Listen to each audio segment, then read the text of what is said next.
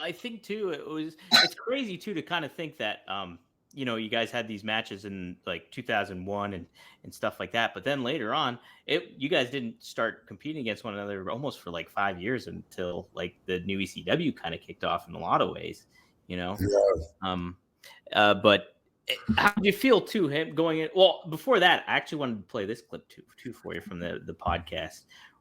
Talk about you being stiff and that talk about like that discussion. Is Rob stiff? Is he not? And Kurt kind of clears the whole air about that. Also, I thought this was a pretty cool clip. Says Rob he's wasn't stiffer. stiff all the time.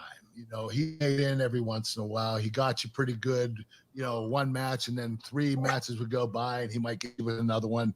He wasn't known to be stiff all the time. I was actually more stiff than he was. Here we But go. I never heard any stories where guys got pissed off at him. And let me just tell you this: if they did get pissed off at him, he's a badass. Okay, he can fight. Okay, this kid's a tough son of a bitch. So I think a lot of guys knew that, and they weren't going to give him any trouble. So, so he told her right there. He's like he was stiffer than you were in a lot of ways. So Yeah.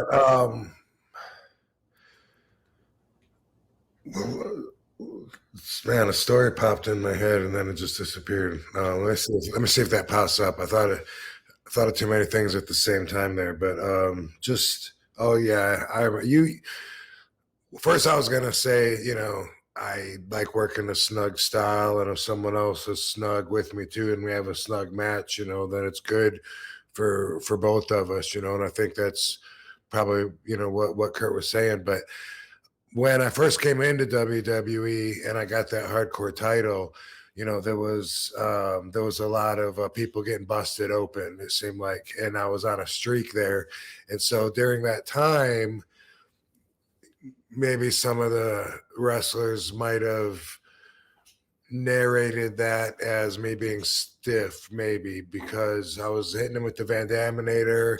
They looked through the chair, bust him open, and it happened to Booker, happened to Raven with a trash can, but happened to Steve Austin, happened to Test, and during that time, some of the people were complaining a little bit.